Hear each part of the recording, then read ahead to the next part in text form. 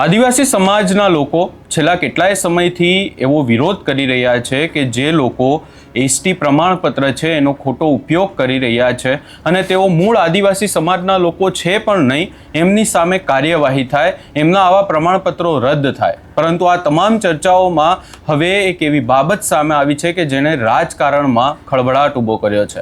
ખાસ કરી અને છોટાઉદેપુરમાંથી આખી બાબત સામે આવી છે. શું છે સમગ્ર મામલો, એની વિગતે ચર્ચા કરીશું. નમસ્કાર, હું છું ઉજ્જવલ અને આપ જોઈ રહ્યા છો નિર્ભય ન્યૂઝ.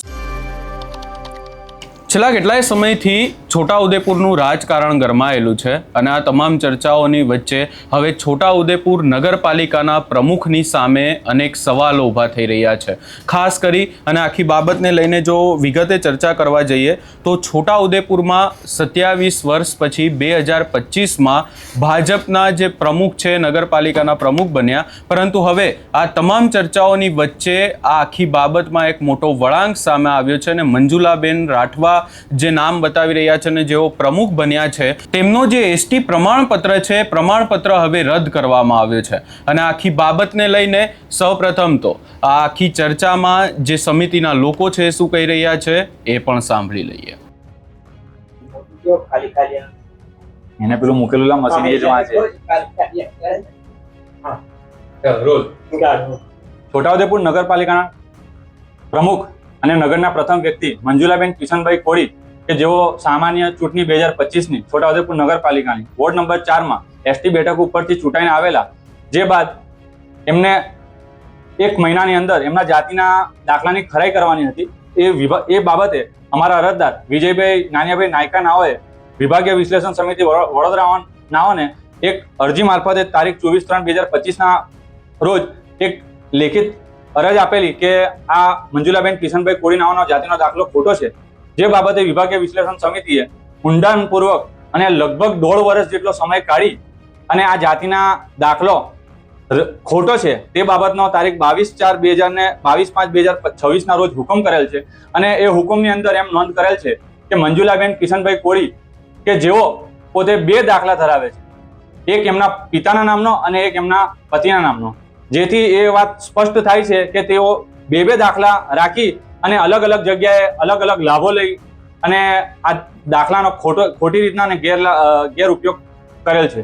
જેથી આ બાબતે એમનું સભ્યપદ રદ કરવા માટે વિભાગીય વિશ્લેષણ સમિતિએ માનનીય સચિવ શ્રી રાજ્ય ચૂંટણી આયોગ ગાંધીનગર, કમિશનર શ્રી આદિજાતિ વિકાસની કચેરી, નાયબ સચિવ શ્રી જિલ્લા ચૂંટણી અધિકારી છોટાઉદેપુર અને મામલતદાર શ્રી તથા નાયબ કલેક્ટર શ્રી તમામને આ ઓર્ડરની કોપી મોકલી અને તાત્કાલિક ધોરણે એમની વિરુદ્ધ એમના બંને જાતિના દાખલા જપ્ત કરી અને એમને સભ્યપદે પરથી દૂર કરવા માટેના આદેશ કરેલ છે.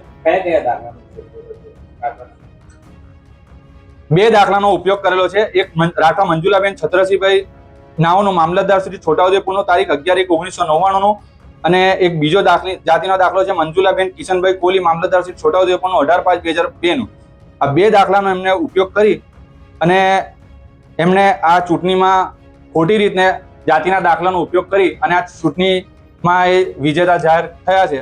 અને એમને જે 1 મહિનાની અંદર જાતિના દાખલાની તપાસણી કરાવવાની હતી તે લગભગ 1.5 વર્ષ થઈ છે. અને એ બાબતે પણ અમે નામદાર ગુજરાત હાઈકોર્ટમાં ગયા હતા અને ત્યાંથી ડાયરેક્શન લઈ અને આ ઓર્ડર કરાવેલ છે.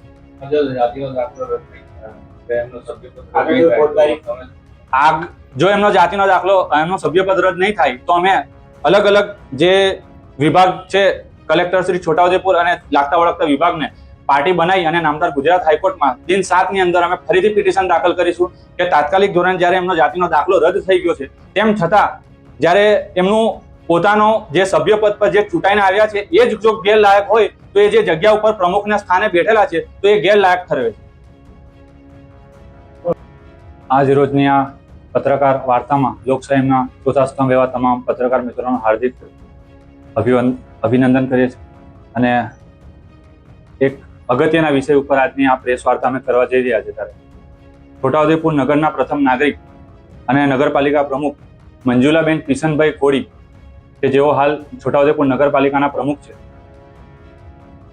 અને સને 2025ની સામાન્ય ચૂંટણીમાં તેઓ વોર્ડ નંબર 4ની એસટી બેઠક ઉપર ચૂંટાઈને આવ્યા હતા.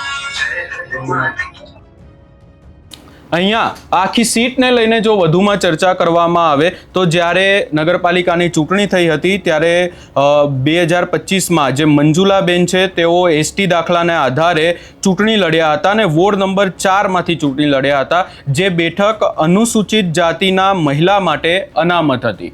એટલે તેઓ ત્યાંથી ચૂંટણી પણ લડ્યા, પરંતુ હવે એમનો જે એસટીનો દાખલો છે એ રદ કરવામાં આવ્યો છે. અને હવે સવાલો એ ઊભા થઈ રહ્યા છે કે આજે છોટાઉદેપુરના નગરપાલિકાના પ્રમુખ ખોટી રીતે એસટી દાખલાનો ઉપયોગ કરીને બની ગયા છે. એમની સામે હવે શું કાર્યવાહી થશે?